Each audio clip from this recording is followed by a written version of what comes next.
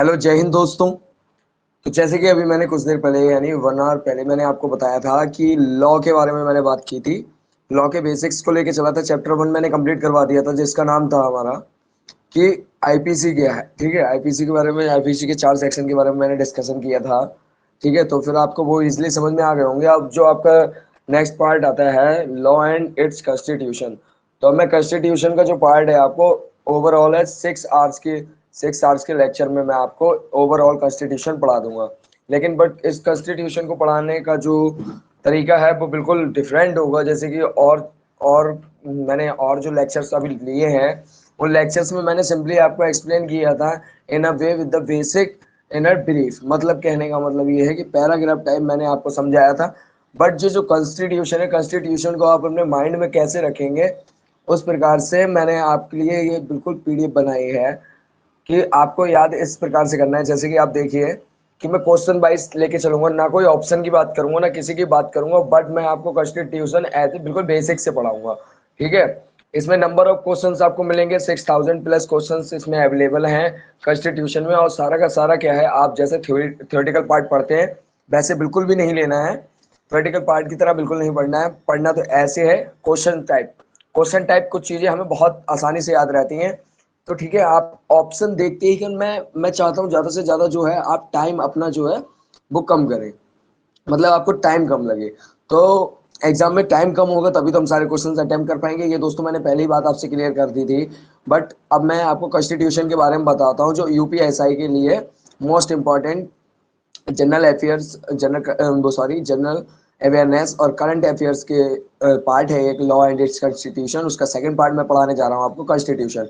फिर मैं आपको थोड़ी देर बाद सीआरपीसी भी पढ़ाऊंगा। मैं सोच रहा हूँ कि सीआरपीसी, आईपीसी और कॉन्स्टिट्यूशन को जो है मैं बिल्कुल एक साथ में लेके चलूँ, point to point wise. 15 minutes and 15 minutes मैं इसको डिवाइड कर देता हूँ सेक्शंस में, section A, section B and section C. In this way you can understand easily.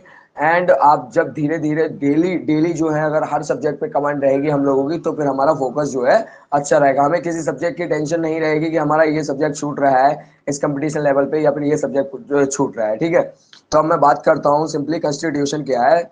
आपको इस पूरे लेक्चर में यहाँ से मैं आपको शुरुआत कर रहा हूँ, 9th इवनिंग का टाइम है। ठीक है, 6:45 समथिंग हो रहा होगा टाइम। मैं अब लेक्चर स्टार्ट कर रहा हूँ आपको कॉन्स्टिट्यूशन के बारे में। तो कॉन्स्टिट्यूशन के बारे में सिंपली आपको ध्यान क्या रखना है कि कॉन्स्टिट्यूशन का मतलब होता है भाई संविधान। ठीक है, हमारे भारत का संविधान क्या था, कैसे लागू हुआ, क्या कर सकते हैं संविधान में, किसके साथ क्या होता है क्या नहीं होता है, अबाउट टोटली हम इंफॉर्मेशन किसके और पढ़ेंगे, गवर्नमेंट के बारे में और अपने संविधान के बारे में। फिर जैसे कि मैंने आपको बताया था कि मैं यूपीएससी की भी प्रिपरेशन करवाऊंगा।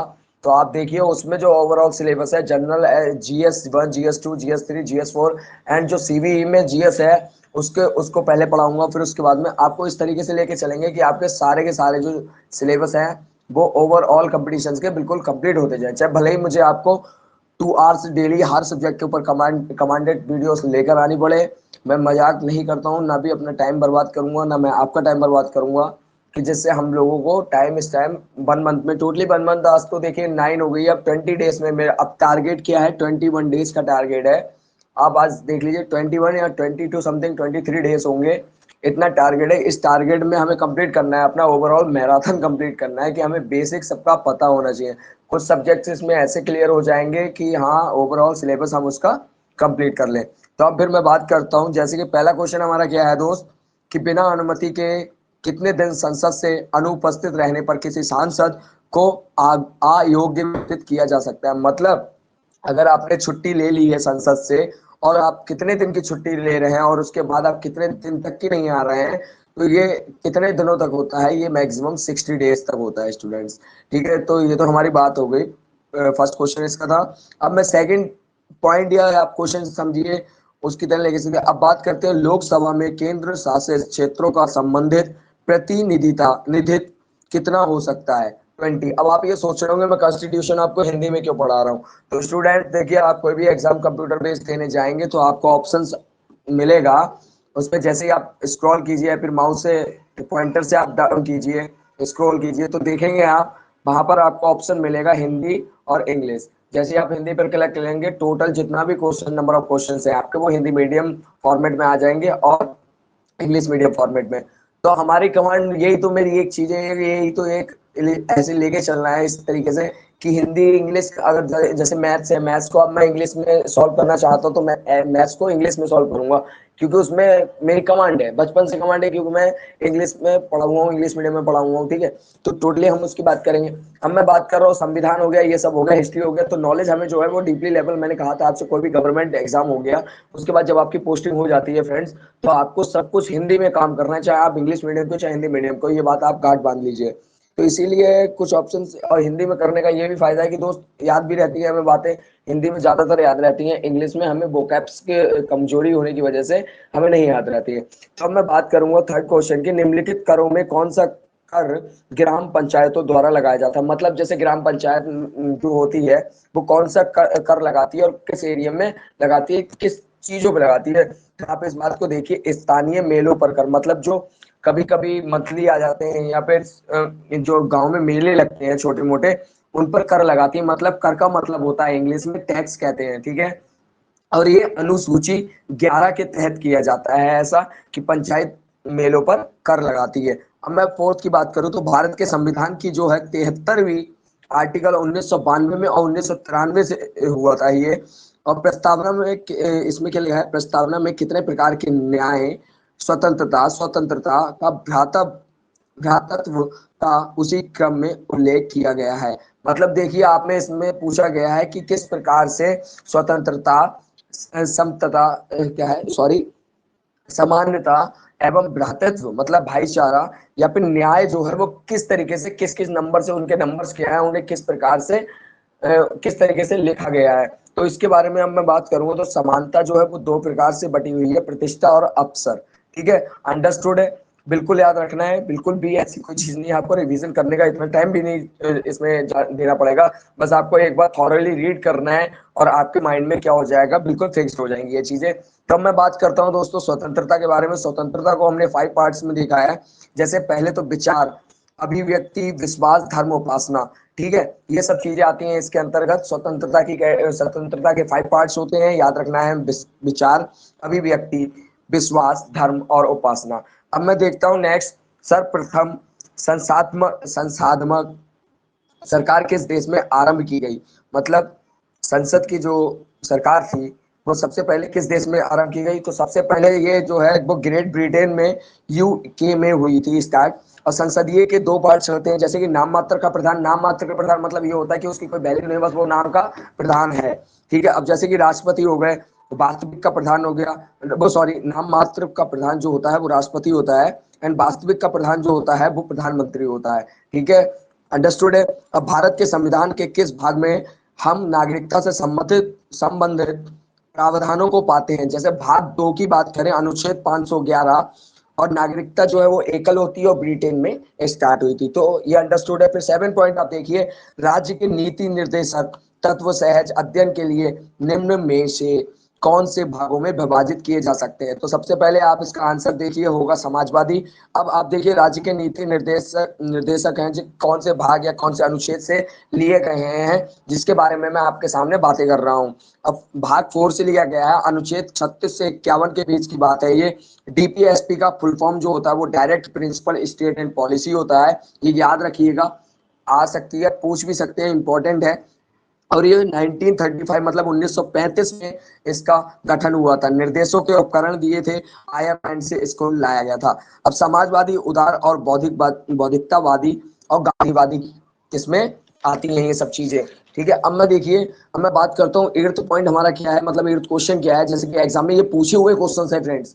ठीक है, ये जो जो नंबर ऑफ 6000 क्वेश्चन मैं आपको दूंगा, ऐसा नहीं है, अगर किसी का भी एग्जाम होता है तो वो टीयर वाइज होता है, एंड क्या होता है उसमें टाइमिंग्स होती है कि first shift and second shift, तो शिफ्टों के हिसाब की वजह से नंबर ऑफ क्वेश्चंस जो है हमारे पास में बहुत अवेलेबल है। अगर हम संविधान की बात करें तो भाई एक बात मुझे बताओ, अगर आपसे मैं एक क्वेश्चन पूछ रहा हूँ कि भैया हमारा संविधान कब लागू हुआ था, क्या हुआ था, इसके अंतर्गत क्या होता है क्या नहीं होता है, तो ऐसा तो है नहीं कि ये बात दोबारा एग्जाम में किसी और स्टूडेंट से पूछी नहीं जा सकती है, पूछी जा सकती है। ऐसा जरूरी भी नहीं है कि जो एस्पिरेंट इस साल एग्जाम दे रहा है अगर उसका सिलेक्शन हो गया तो अगले साल तो एग्जाम देगा नहीं, बेवकूफ तो है नहीं वो। इसीलिए क्वेश्चंस बार बार रिपीट होते हैं, इसीलिए मैं प्रीवियस एग्जाम के जो पेपर्स हैं उनके क्वेश्चंस को लेकर आया हूं, उनका सेट बना कर लेकर आया हूं। मैंने आपसे कहा आपको मटेरियल नहीं लेना है, पीडीएफ्स आपको अपलोडेड मिलेंगी, बट यूट्यूब पर नहीं मिलेंगी। पीडीएफ जो है वो आपको मिलेंगी टीचमेंट साइट पे, जहाँ पे मैं ट्विटर के तौर पर पढ़ाता हूँ। ठीक है, अब मैं आपको बताता हूँ। अब हम देखते हैं कि निम्नलिखित में से किसके संबंध में राज्यसभा का अन्य अधिकार है। अब देखिए सॉरी, आपको 4 ऑप्शंस दिए गए हैं और आपसे एग्जामिनर क्या पूछ रहा है, आपको हिलाना चाह रहा है वो कि आपके मार्क्स किस प्रकार से वो ले ले और आपको कंपटीशन से बाहर निकाल दे।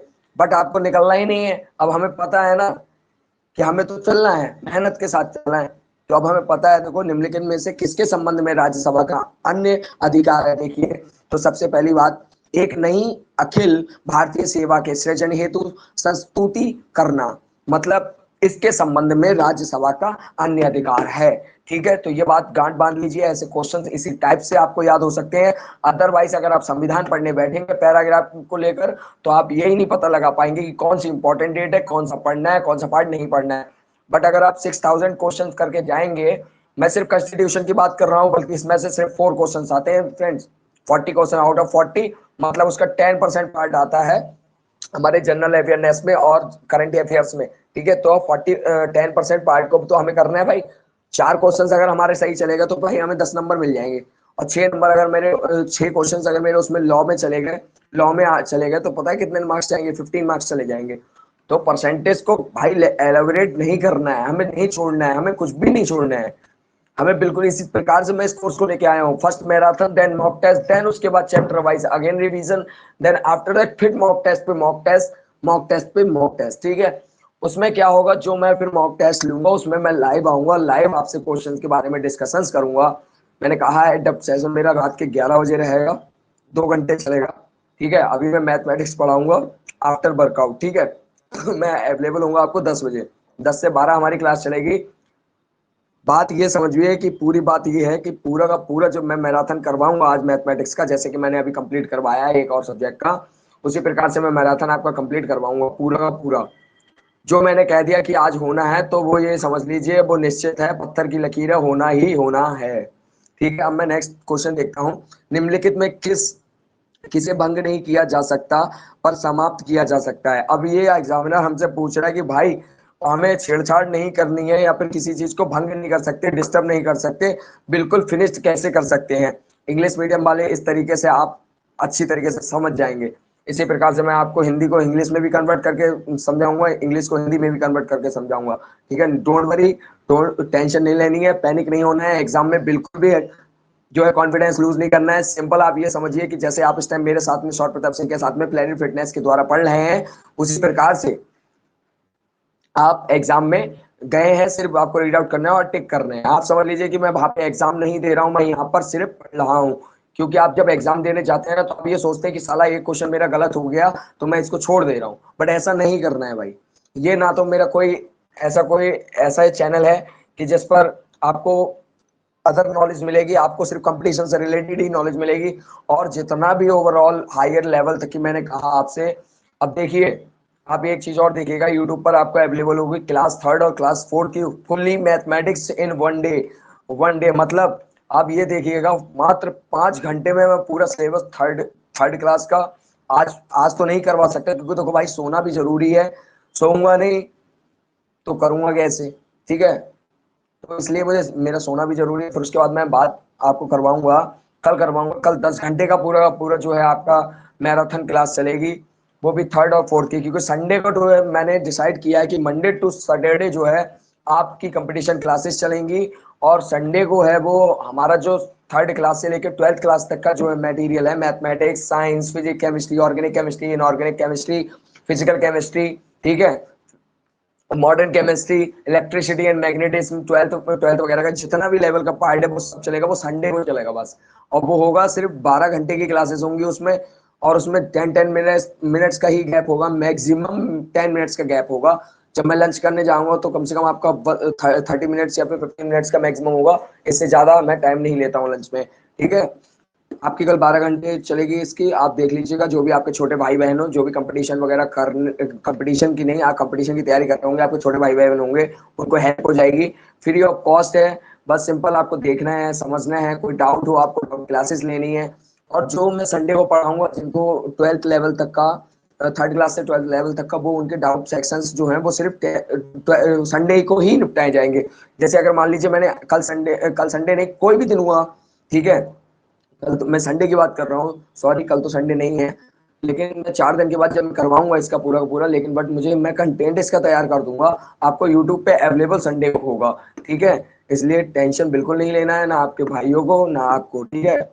गवर्नमेंट जॉब तो लेनी ही लेनी है दोस्तों, ठीक है। तो मैं बात करता हूँ नेक्स्ट क्वेश्चन की।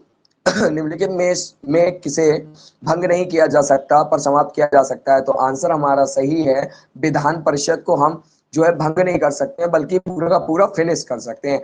अब मैं देखिए सभा निम्नलिखित में, सभा की बात कर रहे हैं यहाँ पे सॉरी, निम्नलिखित में कौन सा में भारत में भाषा के आधार पर बना पहला राज्य था? मतलब लैंग्वेज के ऊपर कौन सा ऐसा पहला सॉरी राज्य या स्टेट थी?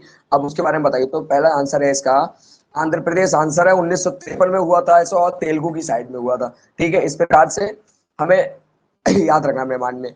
अब देखिए सरकारिया आयोग की संस्तुतियां निम्नलिखित में किससे संबंधित है? देखिए तो किससे संबंधित है, वो केंद्र राज्य से संबंधित है, ठीक है। बहुत इजी था। भारतीय न्यायिक व्यवस्था में जब जनहित याचिका को शामिल किया गया, उस समय भारत के मुख्य न्यायाधीश कौन थे?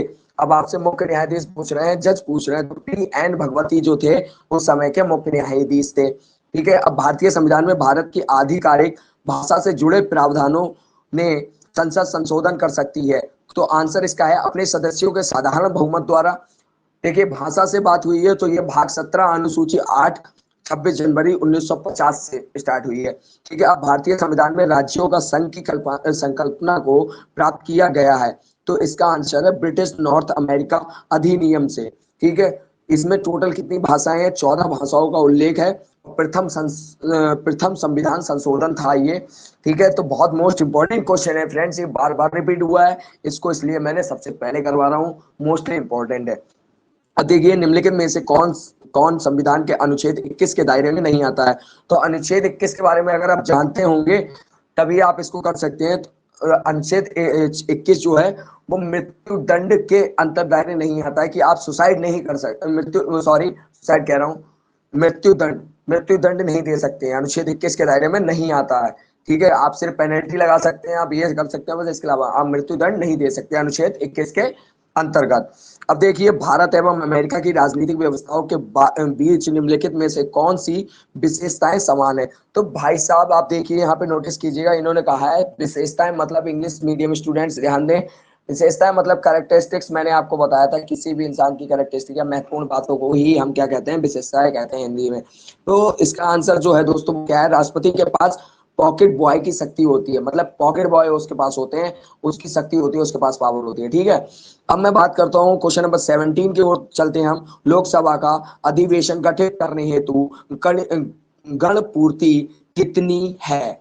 तो मतलब 1/10 पार्ट। अब भाई साहब ये इतना मोस्ट इंपॉर्टेंट, आपने इस हिंदी को पढ़ा, कुछ भी नहीं समझ में आया, आपका पल्ले नहीं पड़ा होगा, हवा निकल गई होगी इंग्लिश मीडियम वालों को, कोई उसके हिंदी का मतलब ही नहीं समझ में आया होगा भाई, क्योंकि शुद्ध हिंदी में क्वेश्चन पूछे जाते हैं।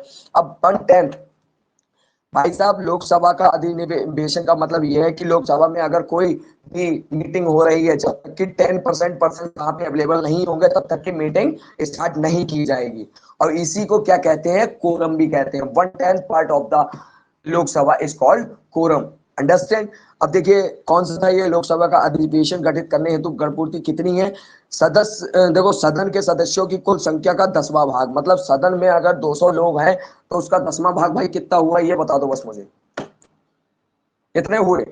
20 लोग हुए, 20 लोग हुए, कम से कम 200, अगर सदन में टोटल सदन में 200 सदस्य हैं तो 20 जो हुए उसका 1/10 पार्ट हुआ, यानी फ्रैक्शनल पार्ट, और कहे तो 10% पार्ट हुआ, ठीक है।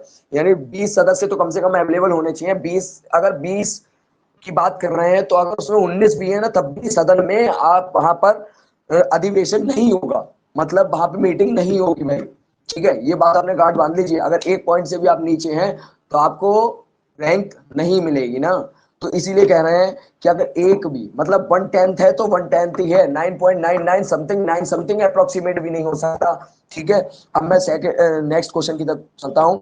18 प्रोटम स्पीकर सामान्यतः किसे नियुक्त किया जाता है?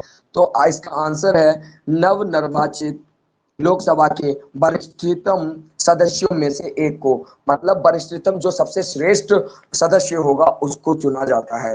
अब देखिए 19 क्वेश्चन देखिए, राज्यसभा का सर्वप्रथम गठन किस वर्ष में हुआ?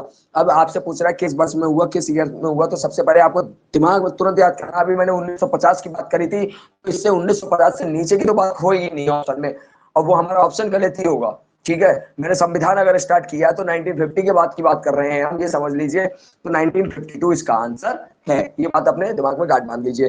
फिर उसके बाद ये कब स्टार्ट हुआ था? 3 अप्रैल 1952 है, और इसमें 13 मई 1952, ठीक है, तक चला था। फिर उसके बाद जो 17 अप्रैल 1952 में जब इधर 17 अप्रैल से 13 मई तक, और फिर 1919 में राज्य परिषद केंद्रीय विधानसभा लोकसभा का गठन हुआ था। ठीक है, अंडरस्टैंडेबल है भाई, हिंदी है, कुछ कुछ इतना नहीं एक्सप्लेन करना है मुझे, बट कहीं कहीं पर जो मेन टॉपिक्स आते हैं, अनुच्छेद या आर्टिकल्स की बात करेंगे, तो मैं वहां पर आपको एक्सप्लेनेशन करूंगा। अब देखिए कुछ क्वेश्चन ऐसे थे कि बार बार बहुत ज्यादा रिपीट हो रहे थे, तो जो है मैंने इनको क्या कर दिया, शॉर्ट कर दिया। मैं भाई जो रिपीट क्वेश्चन हो रहे हैं उनको बार बार तो नोट्स में नहीं लिखूंगा ना, है ना, ये तो बेवकूफी वाली बात हो गई, ये इसे स्मार्ट स्टडी कहते हैं, इसे कहते हैं बेवकूफी। ठीक है, तो अब मैं लास्ट क्वेश्चन है आज के कॉन्स्टिट्यूशन के पार्ट के लिए, निम्नलिखित में से कौन संसद सदस्यों का सामूहिक विशेष अधिकारी नहीं है? तो देखिए, साक्षी के रूप में उपस्थित स्वतंत्रता जो है वो आधिकारिक रूप विशेष अधिकारी नहीं है। ठीक है, और जो है, अब देखिए इसी प्रकार से ऑप्शंस को हमेशा जब भी आप ये सोचें, ये मत सोचिए कि आप भाई आपने बुक्स खरीद ली, प्रीवियस ईयर के 10 ईयर्स के पेपर उठा लिए, उसमें ऑप्शन भैया था, उसने पूछा ये बताओ जो नहीं है उनके बारे में पूछ रहा, आपने मारा आंसर, बोले भैया मैं तो इस गली से निकला और यूं निकल गया, मैं मुझे क्या मतलब, उन्होंने तो पूछा नहीं है, मैंने उसके बाद बारे में पढ़ लिया, उस बात खत्म। तो हमेशा याद रखना, जब यहाँ पे दो क्वेश्चन अराइजेस होते हैं, नहीं है या फिर है, तो जो नहीं है उनको भी पढ़िए और जो है उनको भी पढ़िए, जिससे इससे क्या होगा, अगर एग्जामिनर आपसे मान लीजिए नहीं का नहीं प्रयोग करता है, नकारात्मक सेंटेंस का यूज नहीं करता है, तो आपको यहाँ पे जो है उसके बारे में पूछ लेता है, तो ऑल ऑफ द अबव इसका आंसर आ जाएगा। तो देखिए पहला कौन सा है, जो कि है निम्नलिखित में से संसद सदस्यों का सामूहिक विशेष अधिकार कौन कौन है? देखिए, तो पहला है चर्चा एवं प्रक्रिया की स्वतंत्रता, आप आपस में चर्चा कर सकते हैं और उस पर तुरंत एक्शन कर सकते हैं, इसकी आपको क्या है, इंडिपेंडेंसी है। ठीक है, आंतरिक विषयों के संचालन का अधिकार, मतलब जो अंदर की बातें हैं उसके विषयों के ऊपर आप संचार कर सकते हैं, फिर संचालन मतलब चला सकते हैं। ठीक है, आपको अधिकार है, आप डिसीजन ले सकते हैं। ठीक है, अब बात करें अपरिचितों को सदन से बाहर रखने का विशेष अधिकार, जो भी सदन के सदस्य हैं जिन्हें आप जानते हैं वही उसके सदन में आएंगे, अदरवाइज आप जिन्हें नहीं जानते हैं उनकी एंट्री आप बंद कर सकते हैं, कह सकते हैं भाई प्लीज यहाँ से चले जाइए। इतना रिस्पेक्ट तो आपको पता है हमारी गवर्नमेंट वैसे नहीं देती है, तो इतनी रिस्पेक्टेड तरीके से तो बोला नहीं जाएगा, बहुत अच्छी तरीके से बोला जाएगा, आप समझदार हैं। अब मैं इससे ज्यादा नहीं कहूंगा, अपनी बात को यहीं पे अंत करते हुए मैं बोलता हूँ जय हिंद जय Bharat. Thank you so much for watching and अगर if you like my video then share कीजिए, सब्सक्राइब कीजिए और उन तक पहुंचाइए जिनको इसकी बहुत ज्यादा जरूरत है। Thank you so much.